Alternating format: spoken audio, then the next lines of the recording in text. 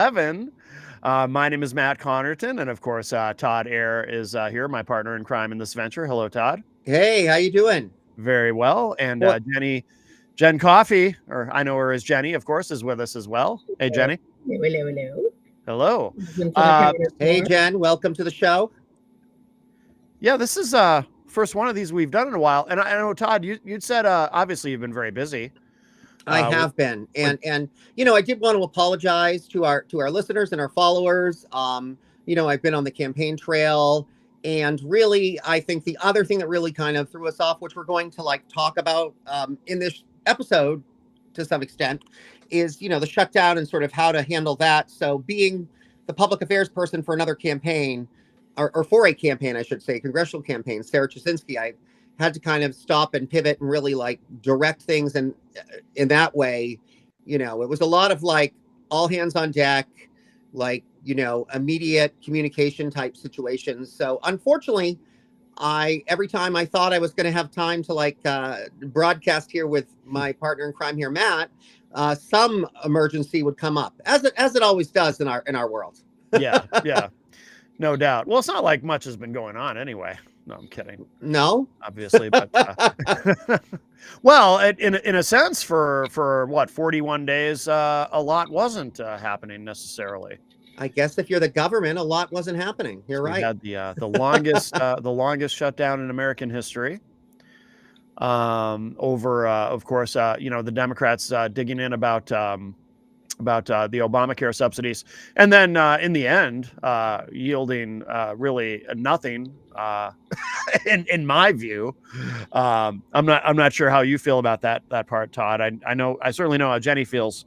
I don't know how you feel about it because we haven't talked about that directly, but to me, it's all pretty disappointing. It's like, well, what was the, I mean, obviously, I agree with extending the Obamacare subsidies, but I have no idea what the point was of this whole exercise with the government shutdown, just to walk away with nothing other than, what did Schumer say? Maybe, possibly, someday, hopefully, we can get the Republicans to give us what we want, even though we all know it's never going to happen. But whatever, I'm Chuck Schumer, and I'm part of the establishment. And so, yeah, I mean, from the, I guess, electorate standpoint, I can certainly see how it would be disappointing. And even from, I wear so many hats, from my activist side of things, it certainly was disappointing. That said, I do think that it brought the issue of healthcare and universal healthcare specifically to the table a lot more, gave it a lot more media coverage. I do think it was also good that we were able to, except for, I guess, I don't know, whatever you want to call them, the hateful eight. We were able to get a lot of people that weren't so strongly on board with supporting, the more progressive or leftist side of things, and move that needle and move that temperature more in the direction we wanted it to move. So I think that's good, and we got public opinion on our side. So I think those are all wins. Now, do I like that the 8 people, and unfortunately specifically the 8, 2 of those people being my own senators here in New Hampshire, folding? No, I don't. I don't think it was the right move. It's not the move I would have made. yeah, and it's not the move my candidate would have made. And it's really not the move any of the political candidates that I know of running currently for CD1 would have made. But at the end of the day, I think that, I want to kind of celebrate the wins. And the wins are that it's definitely even more so in the forefront. I mean, it always was, but it's more so in the forefront now. I think it spelled out a little more clearly that we have a lot more allies than we do adversaries in this fight. So that's positive. And I think it also called out those that didn't vote. I mean, I think that was important. I mean, it let people know. I mean, even if it was a political move on many of their parts to keep on holding with the shutdown, even if Schumer and Hakeem Jeffries were like, yeah, let's keep doing that because they were getting pressure from the electorate and from activists. At the end of the day, I mean, it was a good thing. It means that, to me, it means we do have power. We do have some sway here. And I think, this is let's wait and see, because we're probably going to be doing the same song and dance on January. And I think at that moment, right now we're telling people they'll feel pain, but by January they really will feel pain. True. So, Yeah. I think we'll get even more traction that way. So from a political standpoint, it might even give us, a more of a launching pad. But we'll have to see. I mean, this is not a simple issue. But yeah, I mean, if it was my vote, I would have voted keep it shut down until they move the way we want them to move. And if it was the candidate's vote that I do public affairs for, she would have voted the same. But but I also don't want to make this 100% a bashing session about my candidate's future colleagues and even current colleagues in many respects, because she does activism in Congress. We do have to work with these people. I think it's important to hold them accountable, but at the same time, I think they know what we feel, they know what we think. And I would like to, put a call out to them and say, okay, fine. If I am to give you the benefit of the doubt, then let's do some town halls and let's do some open forums where you don't have to be heckled. As a matter of fact, people will actually, you're there to talk about the subject, because this is near and dear to a lot of people's hearts. Well, we do have a video to play, but Jenny, did you want to comment on any of that before we go to the video? Respectfully, I couldn't disagree with you more. We've won absolutely nothing. We've gained absolutely nothing. There's no wins out of this mess. There are going to be thousands of people who are going to die. Yes, we're going to face another shutdown in January, but that has nothing to do with the fact that millions of people are going to lose their health insurance come January 1st because they can no longer afford to have it. And that the people who are supposed to be fighting for us chose to literally give up. They did the same thing during the budget fight. When it was the budget fight and they had some actual meat, they had some power to fight back for us, to stop the cuts to Medicare, to stop the cuts to Medicaid, to stop the cuts to all of this, to fight back. They caved. They gave in. They voted for a tremendously horrible budget that is literally killing people, has killed people, is killing people, and will kill countless more. The hateful, or whatever pretty nickname we want to give them, I don't care about nicknames. Right. I know that my senators didn't listen to the people who filled up their voicemail. Senator Shaheen's voicemail was full. People couldn't leave messages. Why do I know that? Because we were all calling. Senator Hassan, they did not listen to us when we begged them. Don't give up on this one thing. Never has it happened. And go back and look. All these threats of shutdowns and whatnot, it's not been the Democratic side saying, shut it down. It's been, don't do that, until now. Until we reach such the pinnacle point in our history right now, where the country has literally been raped of the safety nets that save people's lives. And to further that damage, these same people who are already suffering will now go without health care next year. Children will go without chemo. Women will go without breast centers.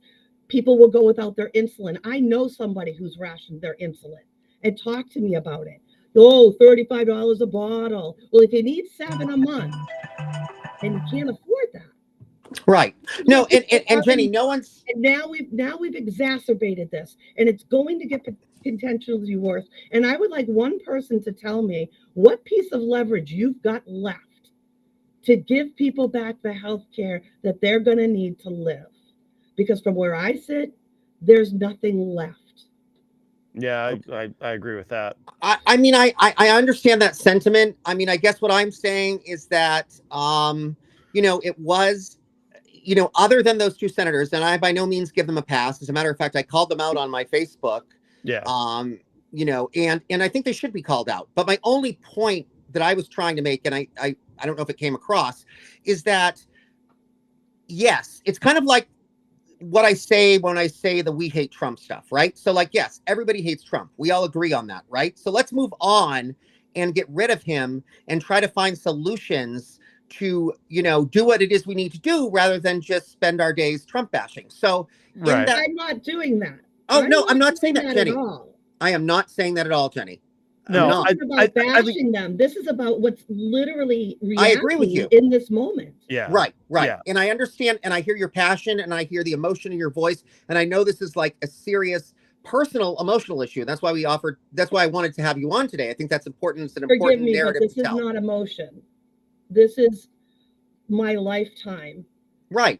I was first given a citation when I was 17 years old from the Massachusetts House of Representatives for trying to save lives. That's all I've done for my lifetime, my 50 some odd years on this planet. Absolutely. And It's not about emotion. It's about dealing with the hard, cold facts of reality of the situation that we are in, and that we have now given up the only leverage we had to save lives, and we can't get that back unless a miracle occurs. so All I we don't. got was a guaranteed vote in the Senate, a vote. Not that there'd be a matching vote in the House, not that Trump would sign it. There was no guarantee of anything outside of the Senate saying, we'll give you a vote. And that was enough to get 8 senators to sell out our lives. And our lives are worth more. This is not emotion.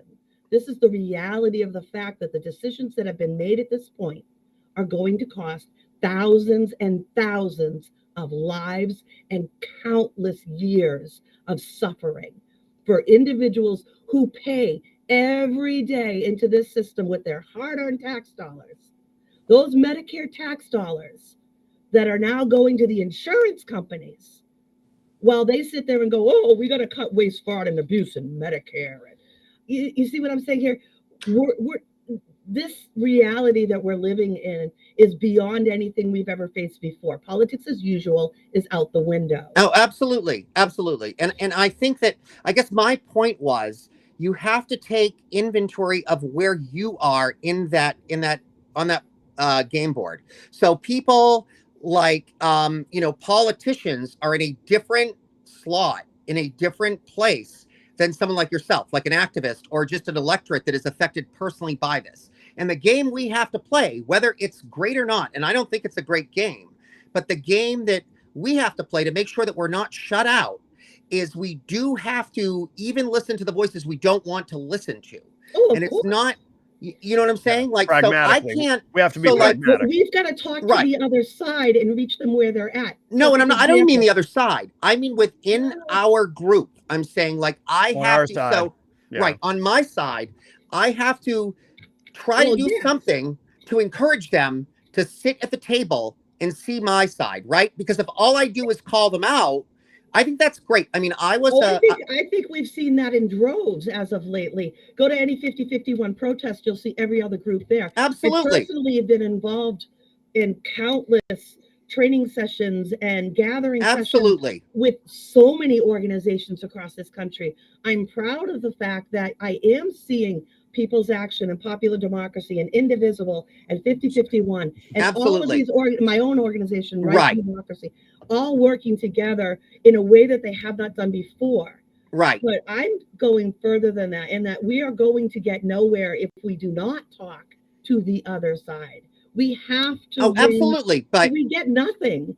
So I look at it this way. Green is a perfect example. We can have a conversation with her over healthcare. Right. We didn't think we could, but now we know we've got absolutely. We can reach her where she's at over her children, just like we might be able to reach your neighbor who is a diehard Republican because they're watching their grandmother going through this, or they're watching their their loved one go through. People are reachable in healthcare in a way that they're not absolutely in other areas. Which is why it's, one of the reasons, I mean, one of the main issues is that it's a serious issue and it needs to be dealt with. But that's also why it's, from the standpoint of moving the temperature and moving the needle, it works. I mean, it is something that's universal. Universal healthcare literally is a universal issue. It affects you whether you are Republican, Democrat, whatever. It affects you if you're black or brown. It affects you if you're gay or straight. Healthcare is healthcare. We all need healthcare. So the only thing about that I would add to your comment is this. Those decision makers, those senators, no, their healthcare is not healthcare as healthcare. Yeah, they're not worried. Healthcare is Cadillac coverage healthcare that they get for the rest of their lives. Tell me another job you only put 6 years in and you get guaranteed Cadillac health care for the rest of your lives. Every senator and every Congress critter should be on Medicare, period. End of discussion. You make Medicare the best for everybody and you be on the same policy. But that's not what we're dealing with. We're dealing with millionaires. Many of these people in the Senate, in the House, are millionaires. They don't live in the same world we live in. They don't operate in our world. They don't give a shit about having a copay. What do they care about $75 copay to see a specialist? They make over $100,000 a year, $200,000, $300,000 a year. But for you and me, $75 for a specialist, it's half a week's groceries, or these days, maybe 2 days. Last time I went grocery shopping, I walked out with 1 package of meat and I spent over $200 and I was trying to fix the entire way home. And I didn't even buy like cat food or anything like that. So their world is so drastically different than ours. And when they make decisions like this and we don't call them out for it. Absolutely. And I think, but what I guess maybe I should clarify. So I personally am in a position where basically like this fight to me is a fight that is going to help all of us, but I am not fighting personally for my own personal situation, nor my family's personal situation. I mean, I am in a position where I still do have healthcare, right? Yeah, so there are people out there that are in positions that still have healthcare, that still are in a socioeconomic status, quite a few actually, that are angry and want this moved over. And so what I'm saying is, let's all at least stick with, I think, you know, it's dangerous to start making enemies of literally everyone other than quote unquote the workers, you know, because you need some of these people in management, you need some of these people in leadership, you need some of these people that are decision makers to get on our side. What do you mean by that? What do I mean by that? When you say that, what do you mean by that? Or what are you disagreeing with in regards to how No, I think that, so what I mean, okay, I'll explain. So what I mean, Jenny, is that I myself, for instance, like I have a direct, like, connection to Pappas, Goodlander, you know, so in that way, I guess I'm luckier than most, right? Like I can go talk to these people in person and they will listen to me. So, you know, I had a conversation with them personally about the healthcare situation and they did vote. I'm not going to sit here and say it was, oh, just because of me. I mean, there were many of us that had that. So, you know, it's not that I'm like exactly at their level, but I have a little, at least I have their ear. In these conversations that you've had, for example, with Pappas, what are those conversations got in regards for, say, example, Medicare Advantage? So right now, he's moving to this direction.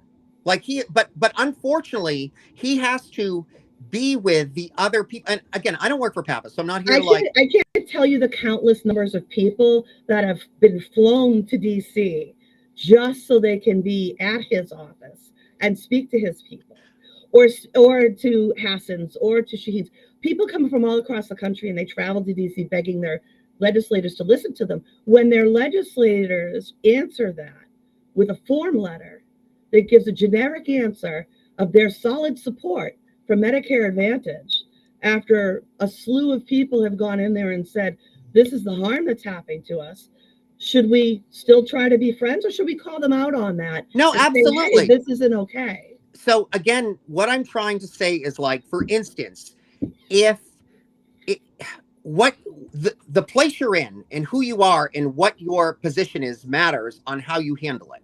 So if someone like myself, or even people like, you know, people that are running for Congress in the Senate right now, if those people, it's about sort of like your equity, right? And you have your reputational equity and you have this like equity and ability to move the needle, your power equity, basically.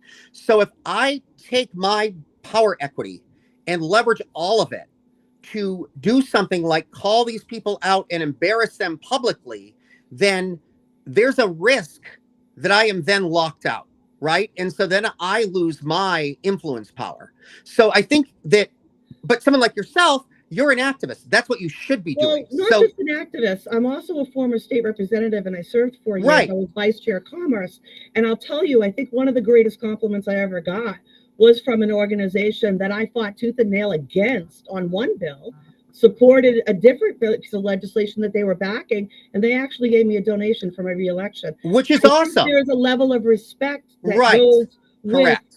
not just glad handing a representative or senator and saying, geez, thank you for being my friend. Let me have a conversation. So with that's not you," what I'm saying at all. and not have that negative conversation and say, look, at really not happy with what you just did. And if Absolutely. they're not willing to give us a town hall, then we call them out in another. And we Yes, call them out I agree with publicly. you. But I we agree have- with you. You know, these are the All right. Let me get in here for a second, because I think what you're really talking about, and you're talking past each other a bit. Yeah, 'Cause I'm trying to get that point out. I don't necessarily know if my point came across. I know, but I think what you're really talking about is there's a balance between, on the one hand, you need these people, you need to be able to talk with them, and you need to be able to convince them to do what we need them to do. And you have Exactly. to balance that with, on the other side of it, you also have to hold them accountable when Right. they're not doing what we need them to do.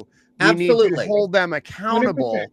and call them out for not doing what we need them to do. 100%. So it's a balancing act. How Correct. do you, 100%. and this is constantly the question in politics Right. and in life in general, in many cases, Absolutely. right?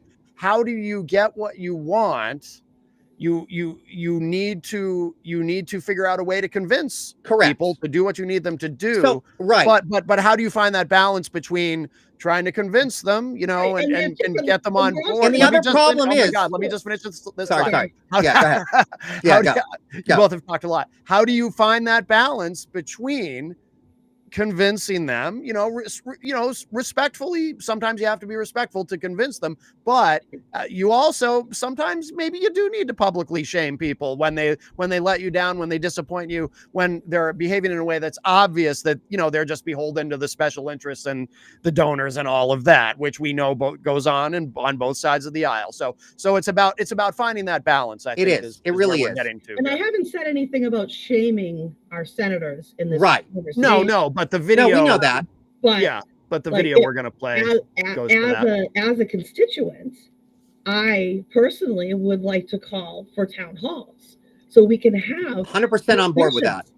And if anybody isn't willing to do a town hall, well, then we go and we figure out another way to approach them. But I personally would like to see all four of all four of them, both senators for the state of New Hampshire, both congresspersons for the state of New Hampshire, hold town halls after all the turmoil that has gone on, the budget, the shutdown, Right. all of it. Come home, host multiple town halls. Let us, the people, come and talk to you. Have a conversation with us. We've all seen the good town halls where Right. they're walking around and they're talking to people and they're Right. having that conversation. That's what I want from them. And that's what we want too. In the That's what minimum. most of us want. So my only point was, however, we have to be strategic about it, right? So like if I am the person, let's say my candidate, Sarah, like if she was the person that called out Shaheen, right? She has the ability to walk into any congressional office, any Senate office and talk to these people right now. But if she chose to be the one to because it basically was like an embarrassment, I'm sure. If she chose to use her equity to embarrass her instead, there's a good chance that if Sarah picked up the phone and said, hey, I want a town hall, she'd be like, have someone call me that's serious. That's the balance. That's where the balance comes in, right? Exactly. And that also depends on the perspective of where we each have our roles to play in this. Right. That's what I'm trying to say. We all have roles. Of forgive me, but what your headspace is going to be in for a campaign to get somebody elected is not ever going to be the same headspace that mine's going to be. That's true. When my world is 100% nothing but trying to help people get the healthcare they need to live. You have different roles in this. Right. 100%. Absolutely. So I think what we should do, though, because I think it might be confusing to other people, is let's show the video about. Yeah, I was going to say that. Yeah. Because where you're going is further than where I was going. We weren't talking about the specific moment. Got it. Well, let's talk about the specific moment and show people what we're talking about. Sure. And go from there. Let's go for that. All right. Let me click this here. Let's see. Should play. Nobody wants to extend. Hang on. Let me start that over. I'm going to boost the volume on that. It's a little low. Yeah. Here we go. Yeah. I'm glad that it's got types that go. Good. Nobody wants to extend the Affordable Care Act tax credits more than me or more than Senator Hassan. Then why did you vote for it? You look at our record and you tell me what you've done to protect the health care of Americans, and it's not even close to what we've done.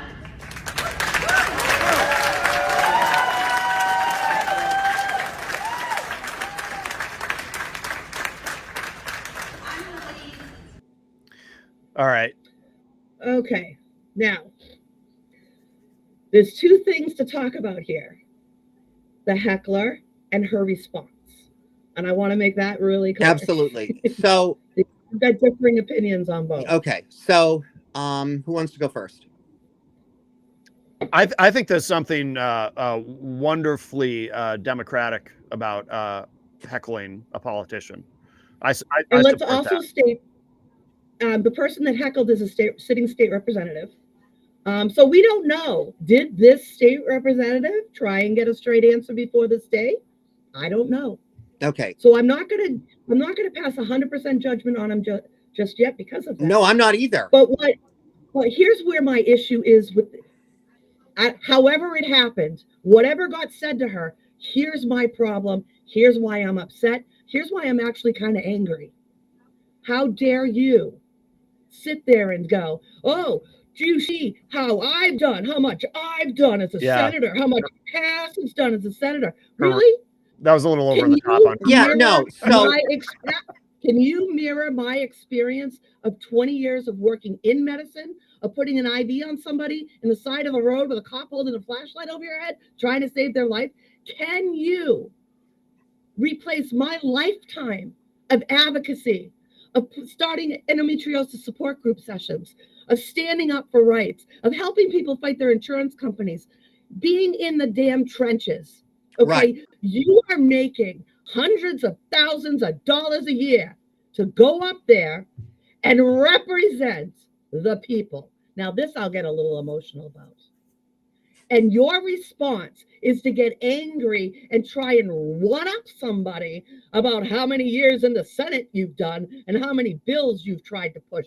That is not saving lives. Yeah, her response wasn't great. Yeah, absolutely. So I want to go on. Response was 100% unacceptable, and I feel like she's tone deaf. I think she was being defensive at home. So here's the thing. We're on the page with that one. Let me tell you, two things. Number one, I think that her response was, very inappropriate. I think it was deflection.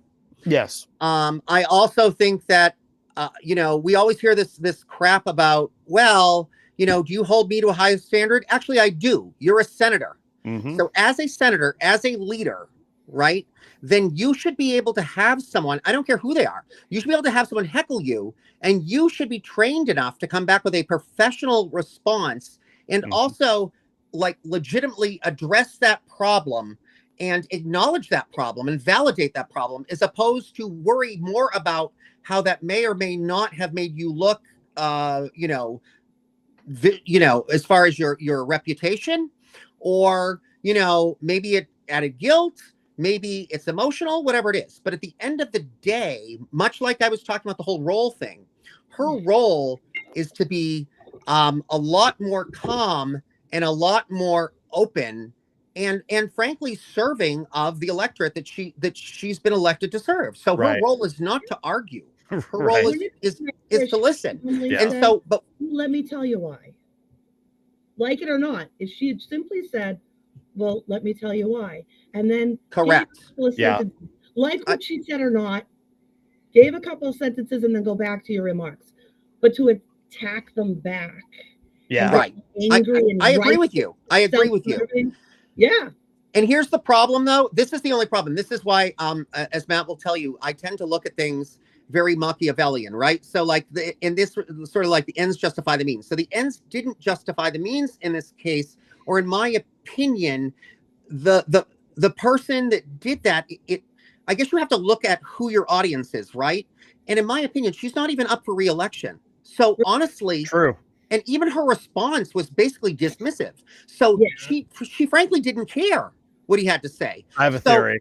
So I almost feel like if you're going to do that, make sure the person you're doing that with can actually move the needle, because she could care less. I mean, she almost like dismissed it and was more concerned with her whatever reputational equity, whatever that was. Yeah. And I don't know what it was. I mean, and I'll tell you this for the record, I was at that event and I did not stand up and I did not clap for her. So that's what I mean by, but see what I'm saying? Like, when you are invited to those events, those are not events they just open up to the public, right? So I do think I owe it to my public and to people, to my stakeholders, to not yell out so that I don't get invited back to those things. Because we need people inside the tent. You know what I mean? Like, that's why when we do that in the world of activism, when we intentionally try to, I can't remember the word for it now. Bird dog, thank you. When we're bird dog, trying to bird dog somebody, yes, it's done strategically, and there are certain people that do it, and certain people that don't do it. Correct, absolutely.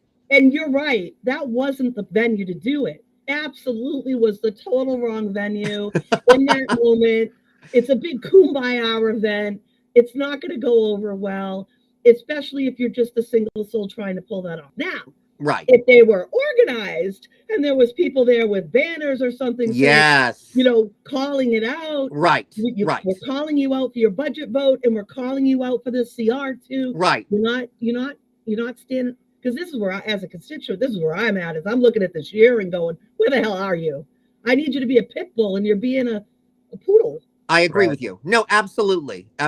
So, it's one of two things. I mean, I guess in my opinion, it's like, I'm not saying, hey, look, I started activism. I am an activist first and foremost. I started, especially in the HIV/AIDS movement. I mean, I've done die-ins in the street and blocked traffic. So I'm not saying there isn't a point to them and there isn't a value. I 150% support activism.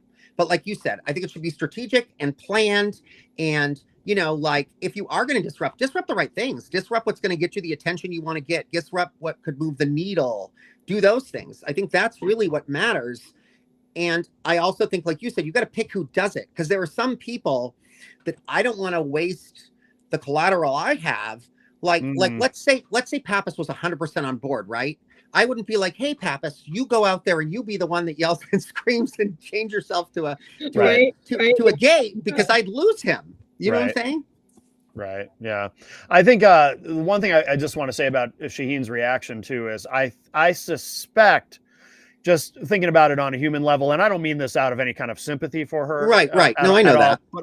But I do think that she's probably feeling her reaction was her reaction was emotional, and I think it was probably driven by the 8 who voted to reopen the government. They're all taking a lot of criticism.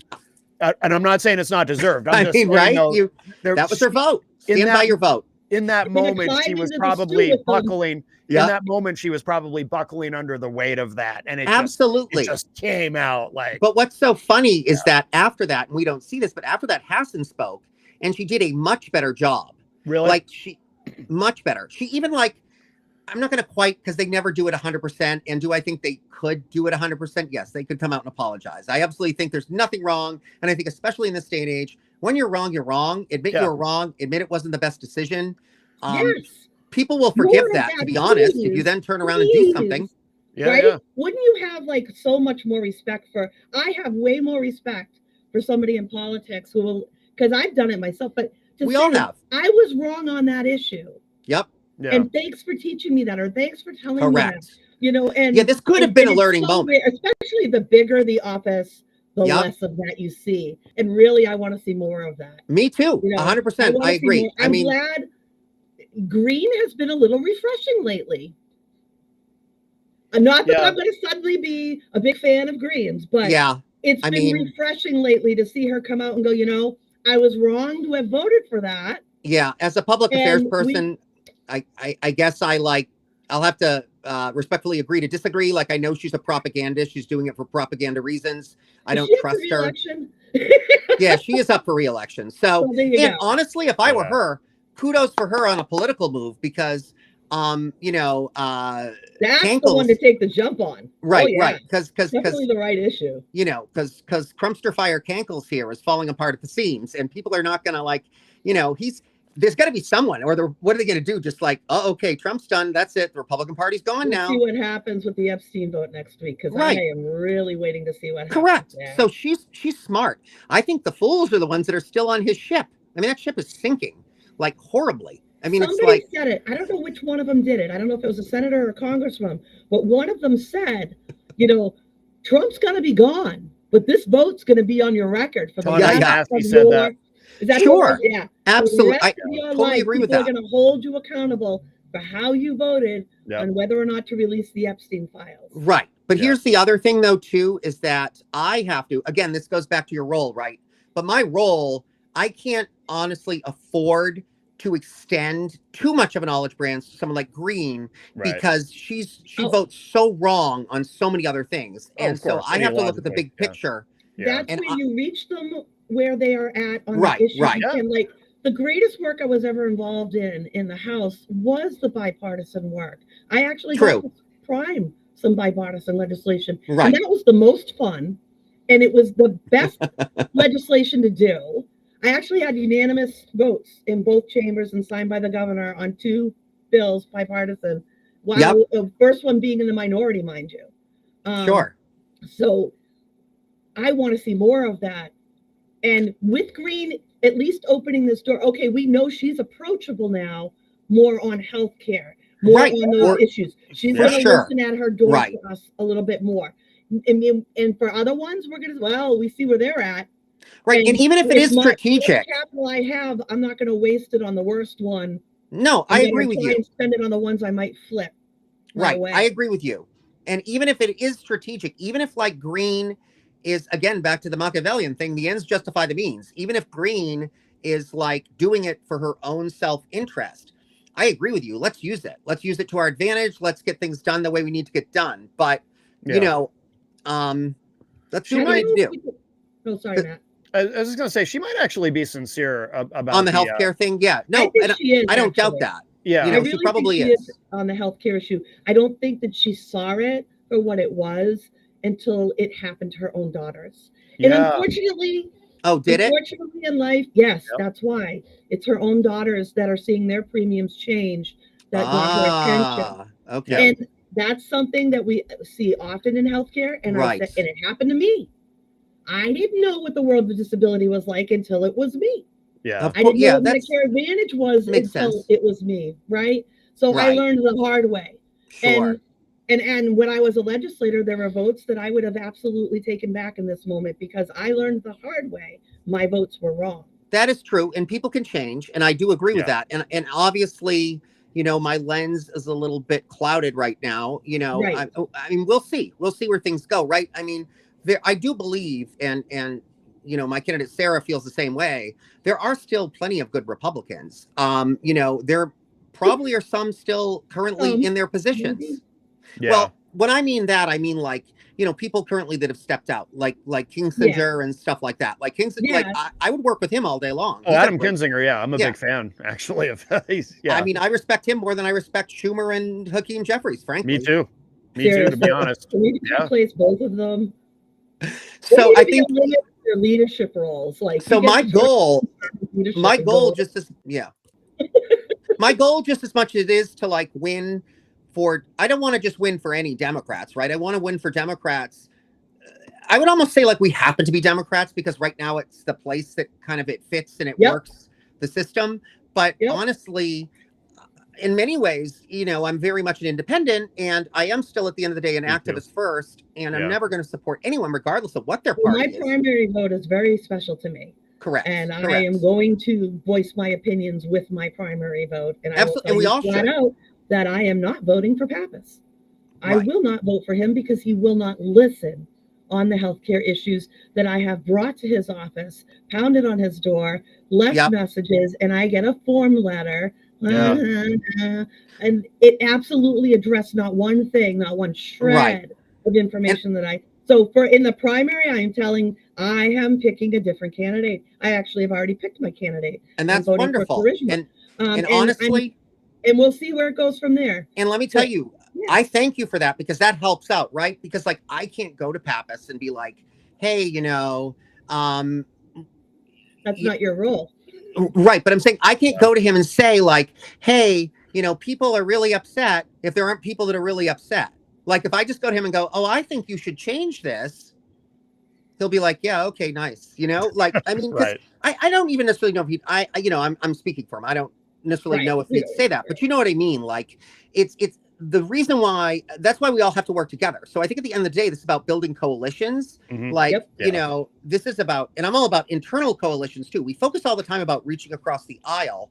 I think, and this is what Cory Booker said, he was at that event and he spoke, and he changed my opinion even of him, because what he said basically was like, I understand why people are angry about people's votes and things like that. But in many cases, I've been able to vote with these people, and, whether it's like other Democrats, Republicans, people that had different views, and get them to support things I supported, because we had a conversation and we sat down and we had a dialogue.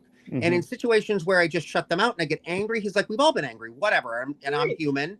And I've done it. I admit it. I've gotten angry at people and said, forget this. I'm not going to talk to them. He's like, I never got anywhere that way. And so I guess that's what I'm saying is like. Yeah. And again, we feel like a broken record, but we have to reach people where they are at. Absolutely. Wherever it is that you are, regardless of what's after your name, whether it's a D, an R, an I, or whatever. Yeah. Wherever it is that you are at, where I can connect to you is where I can reach you. And absolutely. Then we can go from there. It's not exactly. It's not about D's or R's or whatever. It is about coalition. And it's about grassroots coalitions. It's the people getting up that are going to make the difference. It's the people that have been coming out and protesting that never protested before. The last protest I was at, I saw and spoke to more older veterans than I have ever seen at a protest like that in my lifetime. Right. Absolutely. In this regard, people are coming out that have never come out before. Right. And I'm talking to people who are telling me I've never done a protest before. Right. Right. People are. Yeah, really, I get that all the time too. Feeling this, right? So yeah, it's important that people. It's super important. People like you that have that channel. Yeah. Go back and say, look I'm hearing people say they're not going to vote for you in the primary. Correct. Really upset about this and that's what I've done. That's literally what I've done. Right. And we did it specifically on the LGBTQ issues because one of the positions I'm in is I'm the political advocate for, or it's called the political advocate chair or political activism chair for HRC New England. And I said, I understand, we did this with Pappas. I was like, I understand you got the national vote. They gave you their endorsement and all of that. I'm like, and I'm not saying whether you do or you don't deserve it. But what I am saying is that initially the plan was that I said, I want to let you know, you don't get a free pass with that because here in New England, we all were actually going to hold that endorsement if it was up to us. And it's not because I don't like you, but we were going to hold it as collateral and as a temperature check to see what it is you do. I said, because I'll be honest, like I like you as a person, but the way you voted on trans things of this nature are not okay. It's not satisfactory. And I think especially as a gay man in power, like we do have a voice that these people don't have. And we owe it to that community, all 100%. Members of our community, to stand up, 100%. Especially our most marginalized, and stand up and fight for them. The closer you are to that table, the more responsibility you have to speak up for those who can't even walk through. Correct. And it's a win-win for everybody. I've never, ever, ever gotten in trouble for helping someone or supporting someone. I have gotten in trouble for, at least burn to bridge anyway, for like creating divisiveness. Yeah. But don't get me wrong, there's a time and place for it. And I like to, the other thing I think that's very interesting, I like to call it sort of like the, oh God, what is the term I want to use? But like all like platforms almost have this like organic sort of cycle that they go through. So it's like the cycle of activism. So like to me, it's like in the beginning, like when I was doing the HIV/AIDS stuff, when 0 people were listening, it was important to dye the fountains red, do the die-ins, do all these things, and constantly do it. Yeah. Because we weren't getting anywhere. We weren't getting anywhere with being polite. So we had to like disrupt some shit to get people to listen. Yeah. But once I got people to sit down at the table, I didn't waste that seat screaming at them the whole time. You know what I mean? Like, Right. True, that's but right. when you're talking healthcare here again, like Yeah, I get it. and the protests we've done in DC, things have been ramped up as of late, obviously. I think that's wonderful. We've done die-ins. We've done banner drops. Yep. We've done those things. We've sat and talked to them. And then they don't go and they go and vote against us. Then what do? We got to hold them accountable. Yeah. Yeah, I agree with you. We have to let them know that, look at it. We're not okay with your vote. Not only am I not okay with your vote. Right. I expect those 8, especially R2. Well, yeah, they personally, it's a person, right. Who is all over the news nationally saying she was leading this charge. Well, right. then I expect you to lead this charge Right. with a clean bill that extends the tax credits for Americans. Absolutely. For a minimum of 1 year. Minimum. Just a minimum. Absolutely. No, I agree. I agree 100%. To give us more time to work on the issue overall. But just that, because you remember these guys, it's got to be a clean CR. You can't vote unless it's a clean CR. And then they vote, and it's got a ban on all hemp THC products, and it's got a windfall of money for senators. Oh, of course. For senators, they're getting more money out of the clean CR. So bullshit. There was no clean CR. You voted for this piece of crap. It's going to kill people unless you do something. So, God damn it, get up, Pappas. Get up, Shaheen. Get up, all of you. I don't give a shit which way you went. Get up, all of you. Join together. Get your Republican colleagues. I agree with you. Put that bipartisan clean bill in that says extend these tax credits and then put it on a roll call and let's get this puppy done. And if it doesn't get done, which I suspect it might not, it will be the fault of the Republicans who absolutely. No, I agree with you. They're not going to be the other side voting against it. So I guess that's right. So unless we peel, and I think there's a possibility that we could peel off enough to potentially get something like that through. I agree with you. I do agree with you. Yeah, they need to lead the charge. They need to do more than come home and glad hand us. Give me a town. Oh, absolutely, 100%. Like a damn bull in a china shop, and stop breaking some shit until we get our health. Absolutely. I think this is going to be a case of short-term pain but long-term gain. I think. Right. I'm not optimistic anything's going to get done in the short term, and premiums are going to skyrocket. But the long-term gain will be that pain is going to bring, and we know obviously, Democrats are going to pick up, because this is just how it goes with the ebb and flow of it. In the midterms, Democrats are going to win big. And I think the more pain that there is, the bigger Democrats are going to win in the midterms. So that's how I see this playing out. No, absolutely. And I do think that, that is the reality. And, I'm not saying that is the argument supposedly that they went with. And so I do want to get clear, though, that there is some truth to the argument. I'm not saying I agree with the argument, because like I said many times, and everybody I know, including Pappas and Goodlander, voted no on opening the government again. So everybody I know and everybody I've helped get in office did what they should do. So in that respect, other than my senators. On this vote. Right. Absolutely. Well, I wouldn't claim that title blanketly. No, of course not. But on this vote, yeah. But I have of course not. Absolutely not. But it's each vote. It's on this one. I was just trying to bring some levity. No, I get it. But where was I going with this? Yeah. So what you're asking for, I think, is very reasonable. I think town halls, that's a great idea. I think all these things are great. But we also have to. But will they? What? I mean, some of them do it already. I mean, at least Goodlander does. I know she will do town halls. Okay. I know. I don't know as much about her because she's not my district. Right. Well, she is mine, and I have to say, I'm happy I supported her. She's doing a good job. Good. I'm glad. Yeah. I'm very glad. So I guess that's why I have hope. I mean, and it is interesting, and this is the other thing I think that's really good in this moment. as activists, as whatever, as like people that are in politics, but not inside the politics of it, we do have the power to shape the movement and move things in the direction we want them to move. And we can, in some ways, which is very interesting. I'm seeing this with Goodlander. It seems like we're seeing this with Pappas to some extent, although I'm a little more hesitant because his track record isn't as great, but it's possible still, right? And I'm going to and I am going to like give him credit when he does something good, because let's face it, people like, absolutely. People like to get gold stars.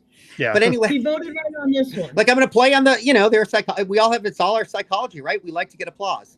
So, but I agree with you. I think that in this moment though, it's not a bottom down. It's a bottom up mentality, right? Like we do have the ability, because some of them, and it sounds weird until you're like kind of inside and you see what they go through. It's not easy to be the opposition, right? Like even AOC, they shut her out for 2 years because she didn't get in line with the establishment.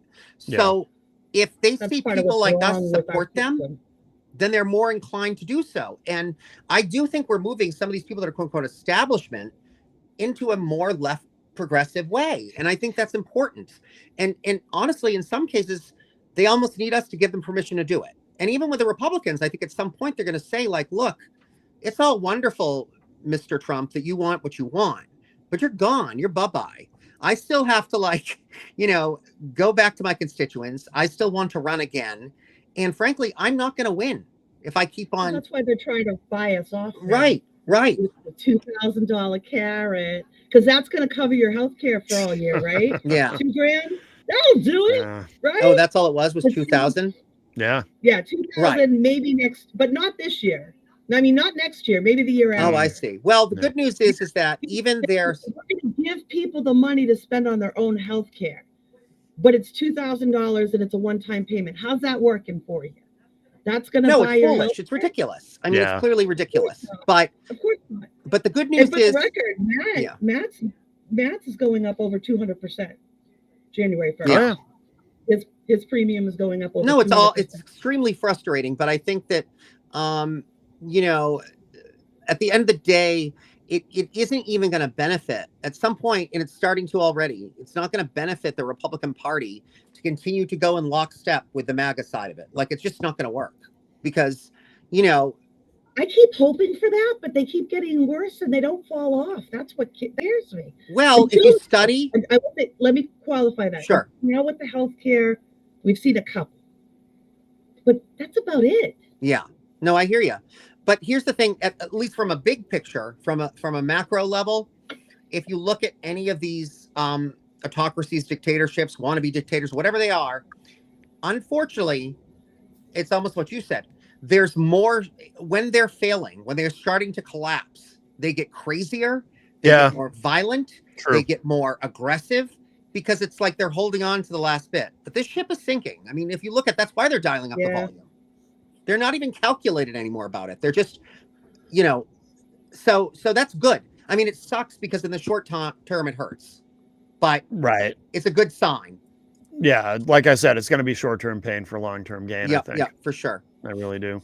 We're coming up on an hour. Should we start to wind this one down, or? I mean, we're at 53 and change. Yeah, maybe we can get to that other video. Do you want to show that other video? That would be interesting. You want to do that now? Yeah, see what it is. I would like to have it if anybody's up for it. Oh, absolutely. We can do that. Maybe not the whole thing, but yeah, this is Dr. Oz on with Dana Bash on CNN. The future of healthcare. Welcome back to State of the Union. Republicans successfully ended the shutdown. Now comes a really hard part, figuring out what to do about healthcare costs when enhanced Obamacare subsidies expire on December 31st. Here with me now is one of the president's top medical advisors, the administrator for the Centers for Medicare and Medicaid Services, Dr. Hey, does he look like he's aged significantly since he's been in this job? He doesn't look like the same guy to me. Yeah, not to mention it's kind of, Maybe it's too bright in there. Maybe. I don't know. He used to kind of look like Jason Bateman a little bit. Now, I mean, evil kind of ages you. That's true. Yeah, he might have had a Dorian Gray experience. Right, exactly. Yeah, let's see. Dr. Mehmet Oz. Thank you so much for being here. Appreciate it. The president said he will be willing to talk about these subsidies once the shutdown is over. The shutdown is over. So is he willing to extend the subsidies at all? I think the president's willing to look at all options, but we have some major flaws with the way these COVID-era subsidies were added. And just so everyone's on the same page in this issue, our goal is... What's that? A non-answer. Non-answer, yeah. Oh, we're going to look at everything. Well, he says something too pretty He says a lot of absurd coming up here. Well, get people covered. I especially want people covered who are trying to work. They're trying to climb their way up financially as they get jobs and evolve. How do you do it wisely? So the original Obamacare had fundamental flaws in it. For example, when you make more than 4 times poverty, there was not an ability to get continued enhanced subsidies. But there are other issues that were also present that the Democrats tried in early COVID to rectify by throwing money at it. The problem with the approach that was taken, and if it was a great approach, I actually think they would have made those changes permanent. The fact that they're designed to expire now is reflective of the fact that the current system is not the system that anyone really thought would work. Sure. Yeah. Can we remember Trump was president when during the period of time he's talking about right now? Right. Early COVID. This is Trump, not Democrats. Right. They never blame Trump. No, that's true. They just pretend he wasn't there. He was president during COVID. Yeah. It creates incentives for fraud. And I'll just give you one example because I keep reading about this in different contexts, but you can... By the way, this is a common Republican talking point. Whenever any kind of government program or anything that they object to, they just start using that word fraud. Yeah, well, yeah. You know, and of course, Everybody. and the reality is, obviously, anything there's the potential for fraud. Nothing is ever perfect. Nothing But here's is ever. the thing that's interesting too. If you're it's really like they lack foresight. If you're the people holding power, do you want to keep broadcasting that the government is unstable and Right. there's all this fraudulent activity? Because guess who's doing the fraudulent activity if you're the ones in power? Right. Yeah, this is a good point. That in a very straightforward way. Health insurance is different from other kinds of insurance. You don't want to use your fire insurance because you don't want your house burning down. Health insurance you tend to use every year. In fact, on average, 80% of people use their health insurance during the day. If you're watching right now, think about whether you filled a prescription, went to a doctor's office, you use your insurance. So let's say 20% of the time you don't use your insurance. That was also the number. He literally just compared fire insurance for your home to health care. And the problem is that you're using the health care. Yeah, exactly. I mean, And you have insurance that you're using. That's an issue. We want more people to be covered, but you're using it. Yeah, Don't you're actually use using it. How dare you? You're supposed to pay into premiums and never use it. Yeah. And the crazy thing too about that is if you think of it in a broader sense, people using their health insurance, that's a good thing because using your health insurance might prevent having to spend even more money on your health long term. Right. Preventative medicine. Right. Yeah. So it's such an absurd thing. Well, It's all people are silly. actually using It's all their, silly. It's all ridiculous. and it's like he's implying, I think he stopped short of actually saying it, but he mentioned fraud before. It's like he's implying that if you're using more health insurance, you're obviously using it fraudulently. Oh, absolutely. Just bizarre. For the Obamacare exchanges. That number has now doubled. Yeah. Doubled. We have last year 24 million people on the exchanges. 11 million people never filed So a I claim. hear you talking about how... Okay. Did you catch that? What do you say? That he's complaining because when Obamacare started the first exchange, there was only so many people on it. And now there's so many more people on it. Oh, Wait, we insured more people. And that's your complaint. the We did horror. exactly what we were trying to do. Get more people covered by health insurance. Have less underinsured and uninsured folks out there in the world. And now he's complaining that it did just that. Right. Yeah. Even from a cost That's benefit. the problem. Now there's so many people on the marketplace. Right. Even from a cost Which benefit. makes a healthier pool. Even That's from basic 101 insurance. Right. Not to mention that proactive treatments and preventative treatments are a heck of a lot cheaper than catastrophic treatments, emergency treatments, and serious terminal illnesses. That's right. Insurance companies won't let you have preventative care.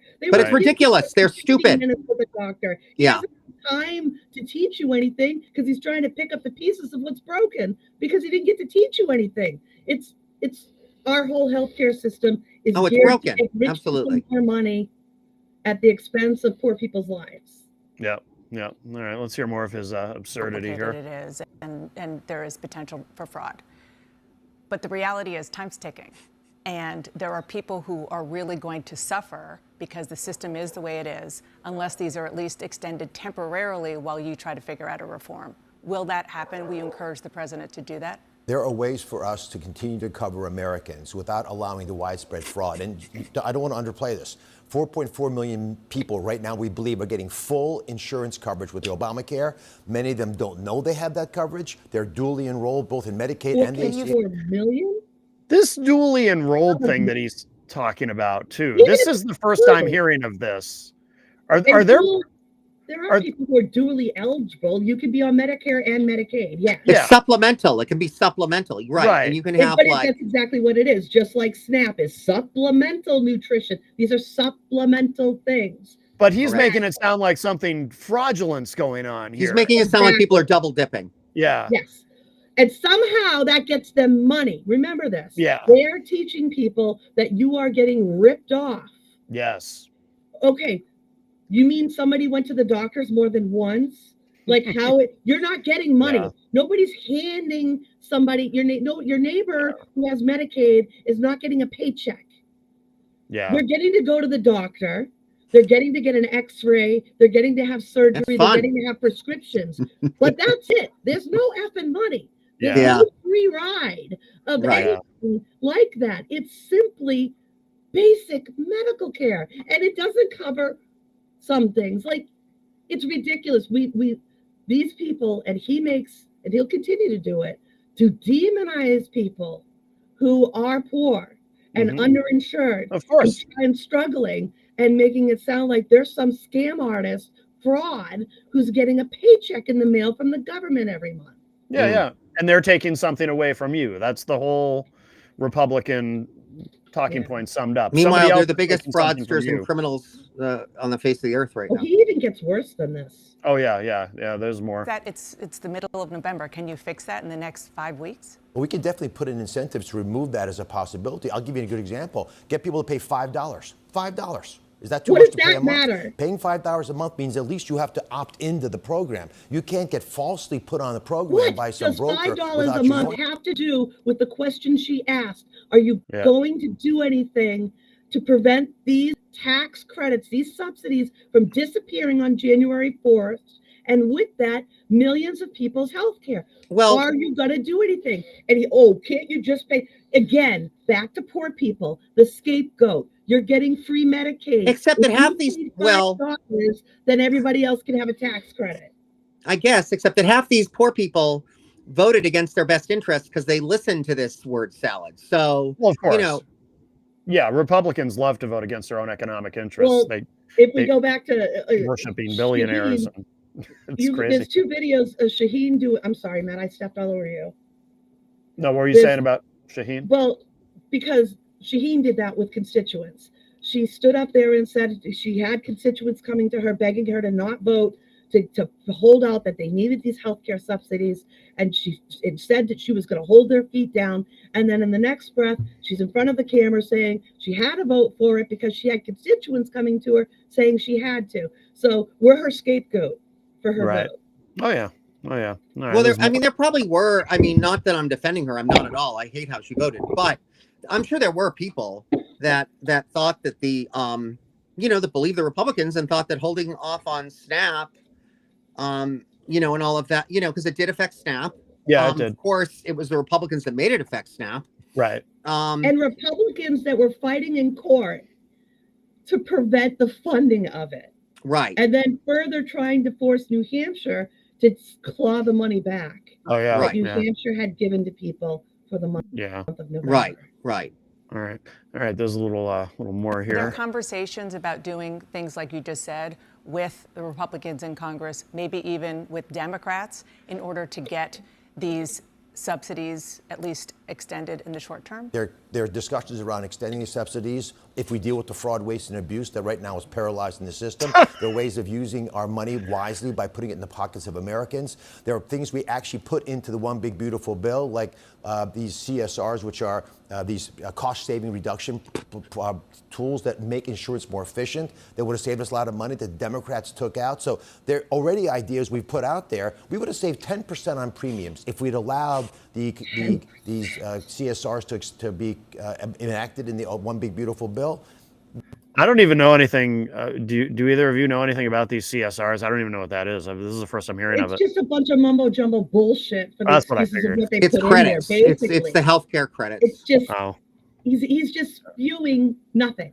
He's yeah. spewing nothing. What he's not talking about is the over 5% increase that the Trump administration and Republicans just gave to every insurance company for Medicare tax dollars, from our tax dollars. They have been given to administer Medicare Advantage and plans like that.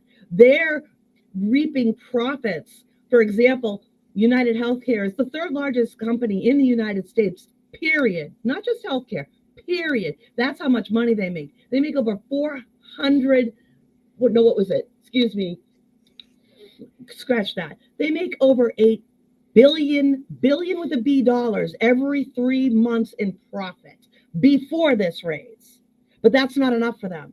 They need more. So the Trump administration and all these lovely little bills, waste, fraud, and abuse. Waste, fraud, and abuse. You just gave Medicare tax dollars, one could say maybe the biggest raise ever, to these insurance companies, and you nickel and dime us, and you won't let us have tax credits. You're letting Americans go up, like you, Matt, over 200% increase in your premium.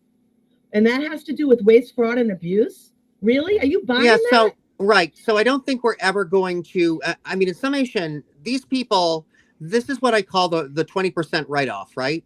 Like these people, I'm not trying to convince Oz of anything, anybody in his cabinet. I could care less. Like, these are not the people I'm ever going to sit down at the table with and try to negotiate with and try to talk to. Is my, what I'd ideally like to do is, get things moving forward, get certainly the independents, maybe some of the people that held their nose and voted for Trump, all of this, to come to my side as well.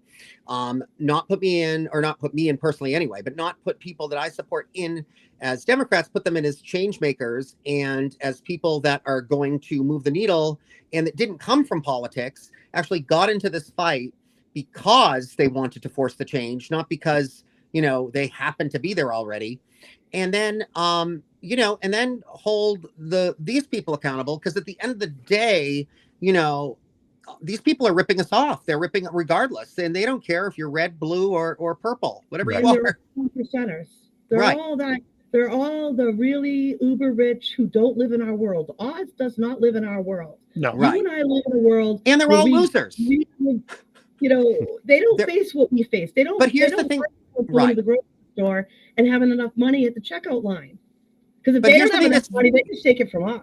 Right. But here's the thing that's very interesting is that we just have to get to the point where because these people are really inefficient and they don't have look at Hexeth, look at all of them. We can go on another show and talk about this, but they're all incompetent. They're all none of them are good at their jobs. None of them, if it was on real merit, their resumes wouldn't even make it probably past the first level. So they're all in office because there's some basically mobster pyramid scam, snake oil salesman that's running the country, and he employed all his cronies. It's like a mafia. It's a low end mafia. And it's the B team, because most of the people from the first administration wouldn't come back or couldn't come back because many of them are in jail. Right. Yeah. He's afraid of people with real skill and real talent. Oh, absolutely. Absolutely. We just have to continuously shine a light on this and make sure that the public is aware that this is what Dr. Oz, the administrator for CMS, is saying they're going to do with our health care. But I think if we don't do anything about it now. But I think the bigger thing we need to do is just come up with solutions and enact those solutions. Because I think at the end of the day, especially the ones that voted red, they're low information people. They're not interested in getting involved in all of this. And so let's give them what they want. Let's give them a better, quality of life. Let's give everybody a reasonable quality of life, and then let's move on.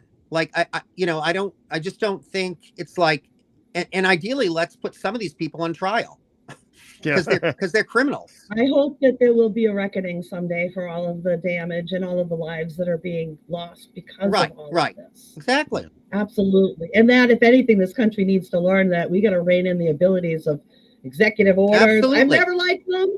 I've never been a fan. But now is even more to say that maybe this is a power we shouldn't allow the president to have, no matter who's in that office. I would definitely have to minimize it for sure. I mean, there definitely needs to be more checks and balances. I mean, God forbid, I think we're going to have to do it. We're going to have to make constitutional amendments. Well, see, there's supposed to be checks and balances, and Congress and the Senate and everything are supposed to be upholding that, but we're not going to anymore. We don't actually, I should say, we don't have that anymore because the people who are violating it aren't being held to task.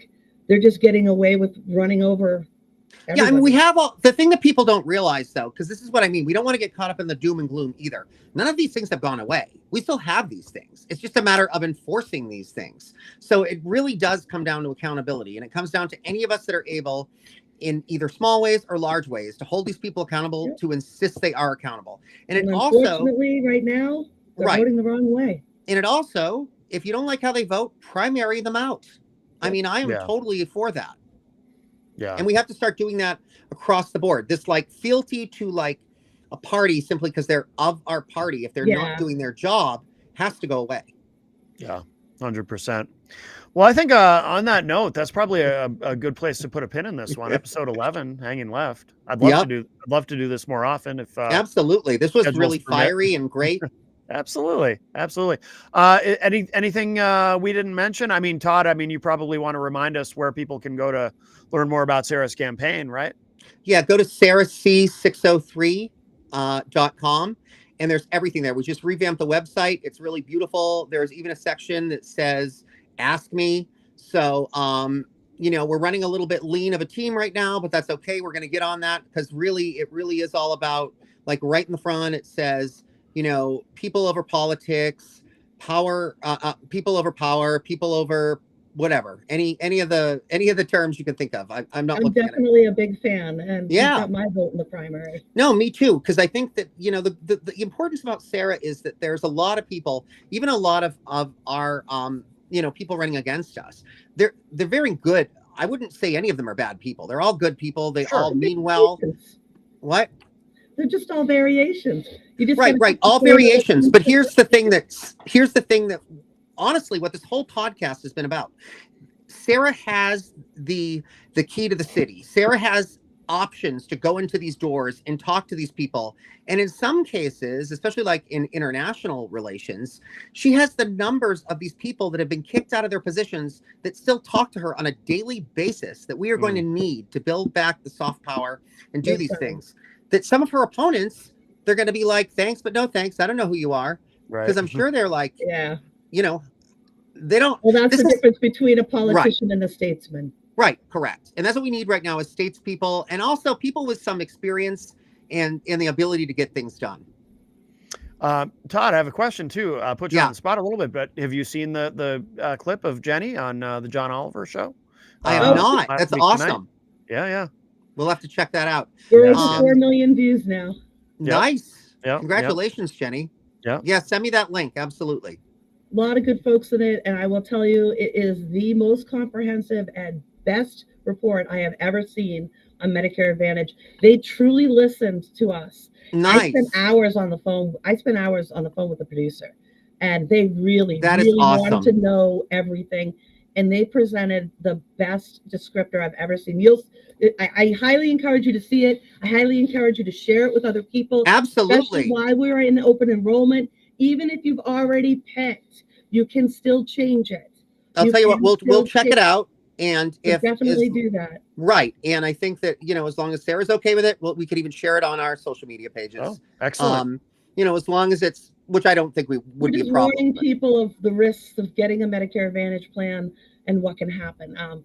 It just quickly, in my case, they were talking about how I was a Dana-Farber patient for like a decade, and then suddenly The doctor network, but the building wasn't. Even though the No Surprises Act passed, there's still a loophole that they go through, and Medicare Advantage jumps right through it, preventing people Wow. from New Hampshire from going to arguably one of the best cancer institutes in the nation, Dana-Farber.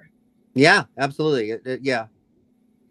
All right. Well, very good. Very good. All right. So we'll end on that note. Thank you to everyone who joined us for the live Thank you so stream. much, guys. And of course, if you get the show in the podcast forum, make sure you subscribe to Hanging Left on your podcast platform of choice. And Todd, thank you so much. Yep. Thank you. And thank you, Jenny. And Bye-bye. thanks, everybody. And